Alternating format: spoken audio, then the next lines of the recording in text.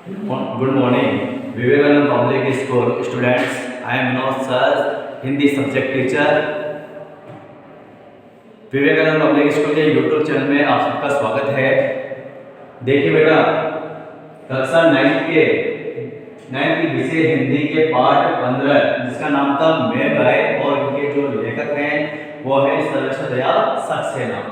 तो देखिए बेटा, हम सर्वेश्वर दयाल सक्सेना जी ने इस पाठ में मानवीकरण अलंकार का बहुत अच्छे तरीके से प्रयोग करते हुए इस पाठ का वर्णन बहुत ही अच्छे तरीके से किया है। तो देखिए, मानवीकरण का अलंकार करते हुए मेघ आए, यहाँ पर मेघों को एक दामाद मेहमान के रूप में बताया गया है। बूढ़ा जो पीपल है उसको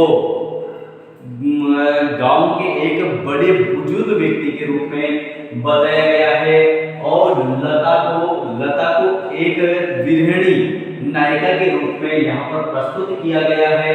और इसके बाद में और आ रहा है इसमें ताल, मतलब ताल यहाँ पर एक सेवक के रूप में बताया गया है।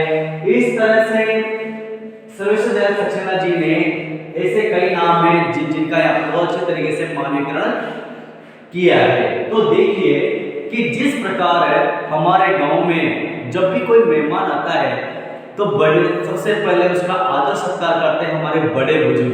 कौन करते हैं? बड़े बुजुर्ग व्यक्ति करते हैं और उसी समय वो उनसे हालचाल पूछते हैं।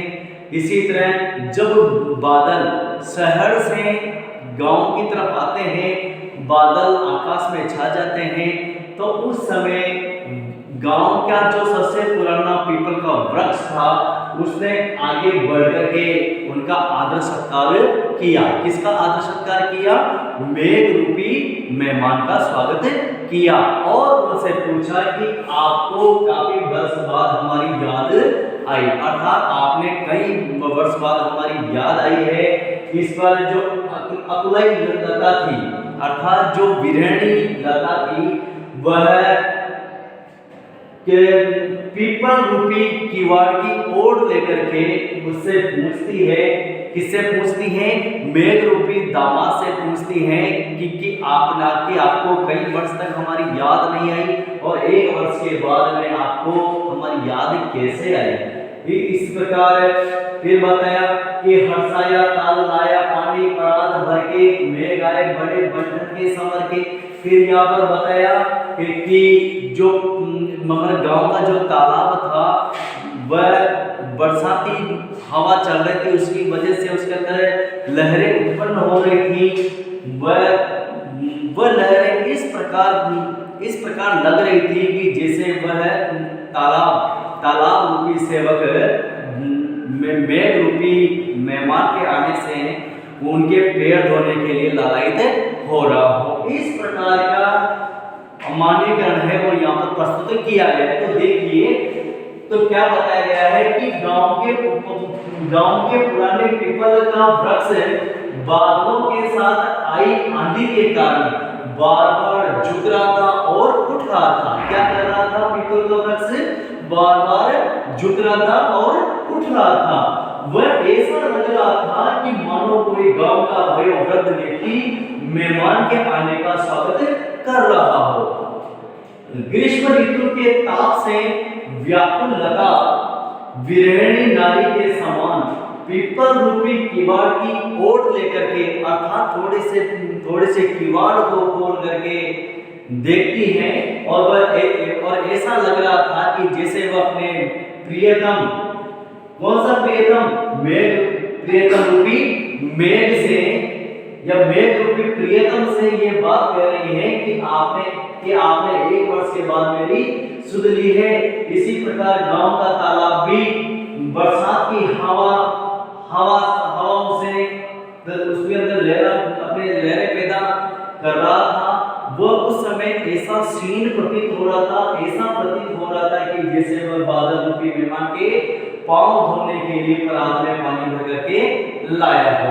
इस प्रकार यहाँ पर बताया गया है कि जो बादल हैं वह शहर से आए हुए हैं और गांव में आए हुए हैं, तो वो एक मेहमान के रूप में आए हुए हैं और वो बड़े सज धज करके कहाँ बना रहे हैं? हमारे गांव के अंदर पधारे हैं। तो देखिए यहाँ पर बहुत अच्छा मानवीकरण है सर्वोदय शिक्षण जी के द्वारा बताया गया। फिर 4 नंबर का है, इसे बताया कि क्षितिज अटारी गहराई दामिनी दम की क्षमा करो गांठ खुल गई अब भरम की बांध टूटा झर मिलन के असुधर के मेघ आए बड़े बंधन के समर के। तो देखिए यहाँ पर एक शब्द आ रहा है क्षितिज। क्षितिज का अर्थ क्या होता है? क्षितिज का अर्थ होता है कि वह स्थान जहां पर सूर्य और या जहां पर आसमान और पृथ्वी मतलब आकाश और पृथ्वी एक जगह मिले हुए दिखाई दो। जैसे ये वाला स्थान हो गया, ये वाला स्थान क्या कहलाएगा? क्षितिज कहलाएगा। तो देखिए क्षितिज हम आपको बता देते हैं कि ये हमारा आसमान है और जहां जहां पर हमारी नजर जाती है वो आसमान ऐसा ही प्रतीत होता है। ठीक है, ये प्रतीत हो गया। अब देखिए ये हो गई हमारी पृथ्वी। ठीक है, ये हमारी पृथ्वी है। तो यहाँ का जो भाग है वही स्थान जहां पर आकाश और पृथ्वी एक जगह मिले हुए दिखाई दें वो क्या कहलाता है? आपका क्षितिज कहलाता है। क्या कहलाता है? क्षितिज कहलाता है। तो देखिए यहाँ पर बताया कि क्षितिज अटारी गहराई दामिनी दमकी।